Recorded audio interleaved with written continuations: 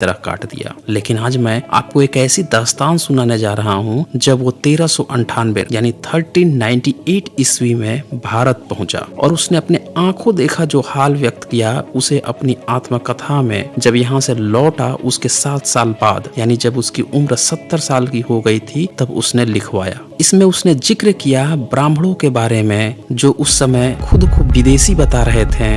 उसने जिक्र किया कि उसने अपने आंखों से जवान औरतों को जिंदा जलाते हुए ब्राह्मणों को देखा, यानी सती प्रथा का भी उसने वर्णन किया। तो दोस्तों इन घटनाओं को उसने अपने किताब में कैसे लिखा है उसका मैं पूरी डिटेल्स में यहाँ दिखाने वाला हूँ। दोस्तों अंतिम तक बने रहें और इस वीडियो को ज्यादा से ज्यादा शेयर कीजिएगा ताकि सभी तक सच्चाई का पता चल सके। तैमूर लंग की जीवनी दुनिया की सर्वश्रेष्ठ बायोग्राफी में मानी जाती है क्योंकि ये एक ऐसा बादशाह था जिसने अपने जीते जी अपनी इस आत्मकथा को लिखवाया। तैमूर की यह आत्मकथा जफर पाशा नाम के एक बादशाह के पास सुरक्षित थी। जफर बादशाह के मृत्यु होने के बाद यह कॉपी उनके रिश्तेदारों के पास रही। फिर उसकी एक हस्तलिखित कॉपी बनाई गई और उसे लेकर भारत आया गया। फिर अंग्रेजों के समय में एक अफसर उसकी एक कॉपी लेकर इंग्लैंड चला गया और वहाँ पे डेवी नाम का एक अंग्रेज अनुवादक ऑक्सफोर्ड यूनिवर्सिटी के प्रोफेसर वाइट के साथ मिलकर उसका इंग्लिश अनुवाद किए और फिर 1783 ईस्वी में पहली बार इंग्लिश में तैमूर लंग की बायोग्राफी छपी जिसे पूरी दुनिया ने पढ़ा और आज तो वो हिंदी, इंग्लिश, उर्दू हर तरह से अवेलेबल है। मैं यहाँ पे हिंदी अनुवाद जिसे संजना कौल ने किया है उसमें से रेफरेंस आपको दिखाऊंगा। ब्राह्मणों की गद्दारी के बारे में उसने क्या लिखा वो तो हम देखेंगे ही देखेंगे। सबसे पहले मैं ये दिखाऊंगा कि तैमूर लंग ने अपने आंखों से सती प्रथा को देखा था और उसके बारे में उसने अपनी ऑटोबायोग्राफी में क्या लिखा है।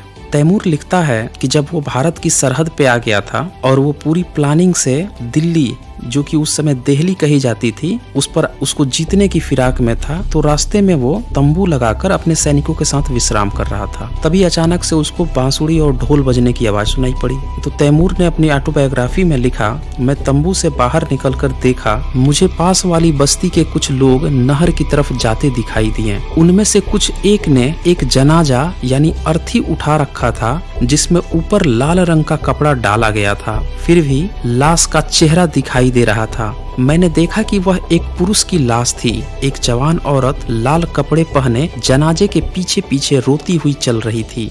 वह बीच बीच में दूसरों की तरह गाना भी गाने लगती थी। तैमूर ने आगे लिखा कि उस दिन मैं यह नहीं समझ सका कि वह किस तरह का गाना है। बाद में जब मैं भारत के ब्राह्मणों से मेरी बातचीत हुई तो पता चला कि वह गाना हिंदुओं की धार्मिक किताब ऋग और यह गाना सूर्योदय के समय गाया जाता है। यानी ब्राह्मणों ने तैमूर को झूठा बात बता दिया कि वह ऋग का गाना था क्योंकि स्त्री को किसी भी तरह की कोई धार्मिक किताब वेद तो बिल्कुल भी पढ़ने की इजाजत नहीं थी और न वो उसका उच्चारण भी कर सकती थी क्योंकि उसे कभी वेद पढ़ाया नहीं जाता था। लेकिन जैसा कि आप जानते हैं कि ब्राह्मण झूठ बोलने में माहिर थे तो उन्होंने तैमूर के साथ झूठ बोल दिया। लेकिन इससे एक बात तो जरूर साबित होती है कि वो कुछ न कुछ गा जरूर रही होगी और चूंकि तैमूर वो लैंग्वेज को नहीं पहचानता था तो ब्राह्मणों ने उसे कह दिया कि भाई उसके धार्मिक किताब ऋग से गा रही है तो उसने मान लिया होगा। दूसरी बात इससे ये कन्फर्म होती है कि वो औरत भी और वो जितने वहाँ के लोग थे वो ब्राह्मणिकल समुदाय के ही लोग रहे होंगे क्योंकि अलबरूनी ने भी 11वीं सेंचुरी में लिखा कि वैश्य और शूद्र को अगर वेद पढ़ ले सुन ले तो उनकी जीभ काट दी जाती थी, कान में शीशा पिघला के डाल दिया जाता था। आगे तैमूर लिखता है, जो लोग गाना गा रहे थे वो जनाजे को नहर के किनारे ले गए। मैंने देखा वहाँ कुछ लोगों ने ईंधन जमा कर रखा था। जनाजा उठाने वालों ने जनाजा ईंधन के ऊपर रख दिया, फिर उस रोती हुई जवान औरत के हाथ पांव जंजीर से बांध दिए। जरा ध्यान से सुनिएगा दोस्तों, ये स्पेशली उन लोगों के लिए है जो लोग दिन रात ये गाना गाते हैं कि हमारे यहाँ तो सती प्रथा नहीं थी जी, ये तो मुगल आ गए, ये तो अंग्रेज आ गए, उनके डर से सती प्रथा की जाती थी। यहाँ पे और भी तो कम्युनिटी थी, उन्होंने तो अपनी औरतों को इस तरह से नहीं चलाया, ये ब्राह्मणिकल सिस्टम के ही लोग चला रहे थे। तो तैमूर आगे लिखता है, गाना गाने वाले लोग चुप हो गए और ढोल की आवाज बंद हो गई, लेकिन बांसुरी बजाने वाला कोई और धुन बजाने लगा। स्त्री पुरुष विलाप कर रहे थे, जिससे मैंने अनुमान लगाया कि ये इस पुरुष के लिए नहीं बल्कि उस जवान औरत के लिए बैन कर रहे हैं जिसे अपने पति की लाश के साथ जलना था। तैमूर ने आगे लिखा, भाई जरा ध्यान से सुनिए इसको, ये तैमूर के आंखों देखा हाल है। जब उस औरत के हाथ पांव जंजीर से बांधे गए, उसे उस लाश के एक तरफ ईंधन पर लिटाया गया। फिर ईंधन को आग दिखाई गई और वह पूरी तरह से भड़क उठी। उस औरत की चीखें जंगल में गूंजने लगी। कुछ देर बाद हवा में जले हुए मांस की गंध फैलकर दिमाग पर छाने लगी। हमारे कूच का समय था, इसीलिए मैं ज्यादा देर नहीं रुका और घोड़े पर सवार होकर चल पड़ा। उस दिन मैं मुर्दे और जिंदा के जलाने के इस काम से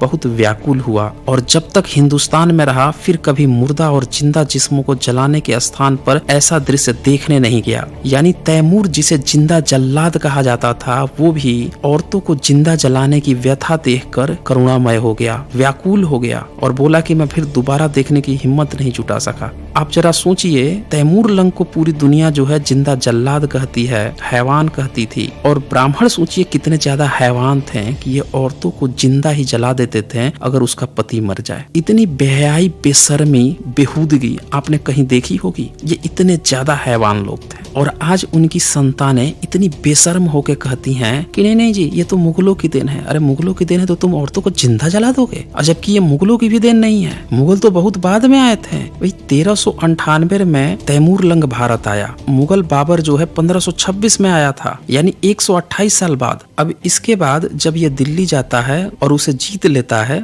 इस दौरान उसकी भेंट ब्राह्मणों से होती है। और ब्राह्मण जो कि अग्नि पूजक होते थे, उनके नाम भी ईरानी नाम के होते थे। जैसे एक ब्राह्मण से मिला जिसका नाम गानी होरता था। अब जरा सोचिए, आज का ब्राह्मण कोई गानी होरता नाम होता है? नहीं होता ना, ये ईरानी नाम है। तो तैमूर लंग की बातचीत जो ब्राह्मणों से हुई वो भी मैं आप लोगों को दिखा देता हूँ तैमूर के शब्दों में, ताकि किसी को रत्ती मात्र भी संदेह न रह जाए कि ब्राह्मण जो है उस समय क्या गुल खिला रहे थे, कैसे देश के साथ गद्दारी कर रहे थे और कैसे वो ये भी साबित कर रहे थे कि वो भारत के नहीं बल्कि ईरानी हैं और जस्ट तैमूर लंग से 200 साल पहले यानी खिलजियों के समय में वो यहाँ पे आके बसे थे। तैमूर लिखता है, दिल्ली के इस तरफ यजदा नाम का एक कस्बा था। यजदा जो शब्द है उसको अग्नि पूजक ईरानियों के लिए एक पवित्र शब्द माना गया है, जिसे अच्छाइयों का देवता माना गया है। तो जहाँ पे ये ब्राह्मण बसते थे उसका नाम ही यजदा कस्बा बना लिए थे। उस जगह का नाम भी यजदा था। दरअसल इन्होंने जो आजकल आप देख रहे हैं दुबे चौबे और इस तरह के जितने भी शब्दावली सरनेम इस तरह का आप देख रहे हैं, ये सब इन्होंने उसके बाद बनाया हुआ है। और भारत का जो बौद्ध मार्ग था, यहाँ के जो यूनिवर्सिटी थी विक्रमशिला यूनिवर्सिटी, जहाँ पे जो उपाधियां थी, ये सब इन लोगों ने बाद में ग्रहण कर लिया पूरी तरह से अपने को ब्राह्मणिकल सिस्टम ढालने के लिए और यहाँ पे बसने के लिए।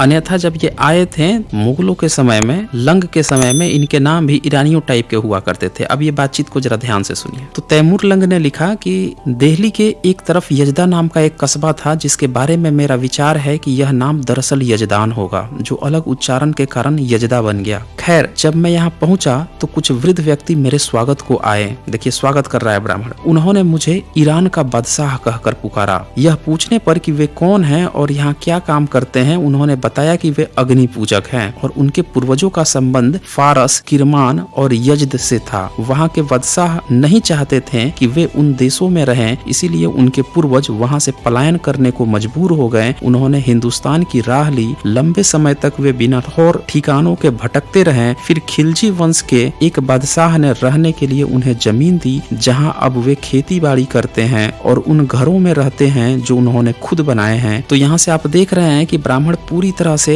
खिलजी के साथ अच्छी तरह से बातचीत कर रहा है और बता रहा है कि वो भी फारस से है, यजद से है, ईरान से है और वहाँ से पलायन करके यहाँ पे आया है। खिलजियों ने इनको बसाया हुआ है और इनको खेती बाड़ी करने का जगह भी दिया है। यानी ये पूरी तरह से तैमूर लंग से अपनी बातचीत में इन्होंने अपने को विदेशी घोषित किया था और अपने को अग्नि पूजक भी बताया था। आज भी देखें अग्नि पूजा कौन करता है? भारत का तो कल्चर नहीं है अग्नि पूजा। भारत में जो श्रमण परंपरा है इसमें अग्नि पूजा तो नहीं होती है। अग्नि पूजक, हवन वगैरह ये सब कौन करता है? अब मूर्ति कब्जा करने के बाद से मूर्ति को भी आग दिखाते हैं ये भर के, ये चारों तरफ घुमा घुमा के, और फिर पूजा पाठ करने के बाद से भी थाली में आग लगा देते हैं और लोग उससे आशीर्वाद ले रहे होते हैं आग पे हाथ लगा लगा के। ये सारे अग्नि पूजकों की देन है, भारत की ये परंपरा नहीं है दोस्तों। आगे तैमूर ने लिखा, ये बूढ़े लोग जो मेरी अगवानी के लिए आए थे फारसी में बातचीत कर रहे थे। उनकी फारसी का लहजा किरमान के निवासियों के फारसी से मिलता जुलता था। लगता था 200 साल बीतने पर भी जब उनके परखे फारस, यजद और किरमान से निकल गए थे, वे फारसी भाषा को भूले नहीं थे।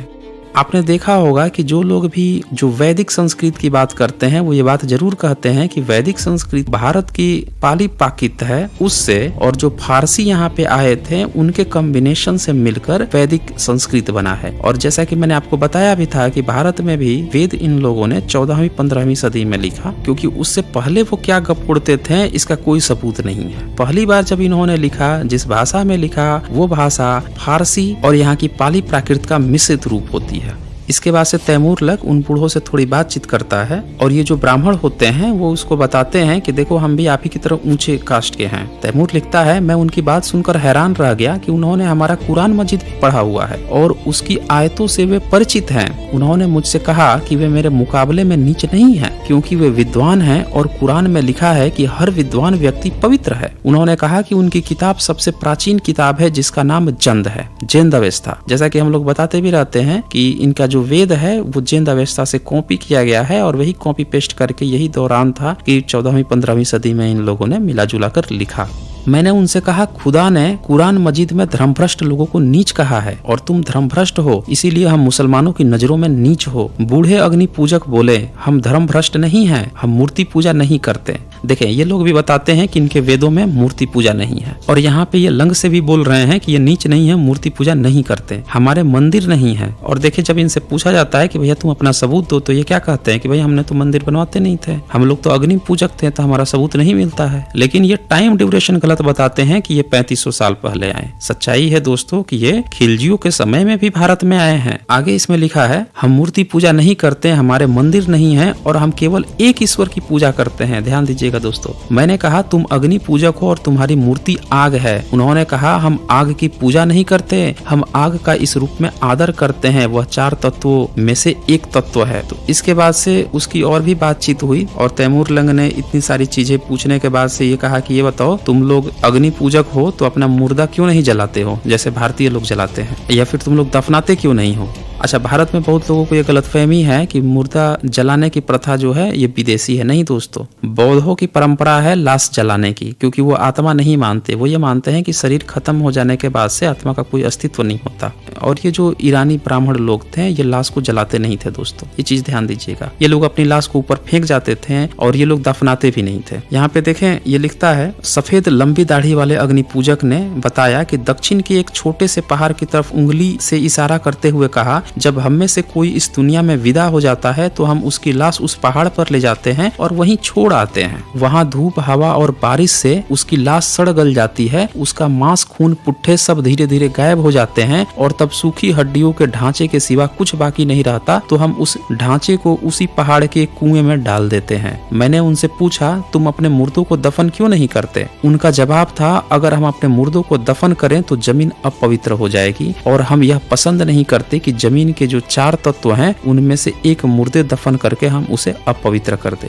तो जैसा कि आपने देखा, इन्होंने बाद में खुद को भारतीयता में ढालने के लिए जो बौद्धों के विश्वविद्यालय में उपाधियां होती थी, उपाध्याय, दुबे, इस तरह के चीजों को अपना लिया और फिर इन्होंने लाशों को जलाना भी शुरू कर दिया, ये दिखाने के लिए कि ये लोग भारत के हैं। तो तैमूर लंग जो है इनको ऑफर देता है। ये लिखता है कि मैंने उनसे पूछा, क्या अपने असली देश फारस, यज्द और किरमान लौटकर जीवन बिताना चाहोगे। अग्नि पूजकों ने कहा, अगर आज हम अपने असली देश को लौट जाएं तो वहाँ हमारे लिए रोजी रोटी का कोई साधन नहीं है और हम भिखमंगे नहीं हैं। हम में से किसी ने भी कभी भीख नहीं मांगी, इसीलिए हम वहाँ भूखों मर जाएंगे। इससे हटकर यह कि आज तू ईरान का बादशाह है और हमारे साथ अच्छा व्यवहार कर रहा है, लेकिन तेरे बाद खुदा तुझे लंबी उम्र दे। जो बादशाह ईरान के तख्त पर बैठेगा, खुदा जाने वह हमारे साथ कैसा व्यवहार करेगा। इसलिए अच्छा यही है कि हम यहीं रहें और इसी धरती पर जो अब हमारा देश है जीवन से विदा लें। तैमूर लंग ये भी कहता है कि मैं वसीयत बना दूंगा, मेरे बच्चे जो होंगे वो भी तुम्हारे साथ अच्छा व्यवहार करेंगे, जैसे कि दूसरे विद्वान लोग होते हैं उनकी तरह तुमको रिस्पेक्ट मिलेगी। तो अग्नि पूजक बोलता है, बुजुर्ग अमीर यानी महान सूरवीर, हमें अब हिंदुस्तान में जीवन बिताने की आदत हो गई है, अब हम यहाँ से नहीं जा सकते। तो यहाँ पे आपने देखा है कि ब्राह्मणिकल सिस्टम के लोग जो हैं वो तैमूर लंग को साफ साफ बता रहे हैं कि वो विदेशी हैं। तैमूर लंग जब उन्हें कहता है कि चलो तुमको वापस हम तुम्हारे देश में ले चलते हैं, तो ये बोलते हैं कि नहीं, अब हम यहीं पे रहेंगे। आपने पूरी तरह से देखा और ये जो किताब है पूरी तरह से ऑथेंटिक किताब है, तैमूर लंग की अपनी लिखी हुई किताब है। जो उसने अपने आंखों से देखा था वो उसने व्यक्त किया। दरअसल भले ही ये हत्यारा हो, इसने लाखों करोड़ों लोगों को मारा हो, हत्या की हो, लेकिन जो उसने किताब में दर्ज किया ये दोस्तों इतिहास है। आप सब देख सकते हैं कि ये ब्राह्मण लोग कितने धूर्त होते थे। ये औरतों को जिंदा जला देते थे पति के मरने के बाद से। इनके दिमाग में औरतों के लिए कोई रिस्पेक्ट नहीं था, कोई इज्जत नहीं थी। और आपने ये भी देखा कि ये खुद को विदेशी भी बताते थे और ये भी बताते थे कि ये अग्नि पूजक हैं और मूर्ति पूजक नहीं है। और आपने ये भी देखा कि रोजगार के लिए यहाँ पे ये आए थे। आज भी ये रोजगार ही कर रहे हैं। जो मंदिर में घुस के जो पुजारी बन गए हैं ये इनका रोजगार सिस्टम है दोस्तों। और इसमें जो है भारत के जो मूल निवासी लोग हैं, जो SC ST OBC लोग हैं, जनरल लोग भी जो अपने को सवर्ण समझ बैठे हैं, ये सब लोग इनके जाल में फंस गए हैं। तो दोस्तों इस वीडियो को ज्यादा से ज्यादा शेयर कीजिए ताकि इस सच्चाई को जो आपको कोई नहीं बताता ये सभी तक पहुंच सके और सभी लोग इस सच्चाई को जान सके। अगर आप इसको और भी डिटेल्स में देखना चाहते हैं तो आप रेशनल वर्ल्ड यूट्यूब चैनल भी सब्सक्राइब कर लीजिए। वहाँ पे मैं लाइव स्ट्रीम करता हूँ। वहाँ पे इस टॉपिक पे लाइव स्ट्रीम की गई है जिसमें और भी डिटेल्स में जानकारी दी गई है। तो आज बस इतना ही। धन्यवाद।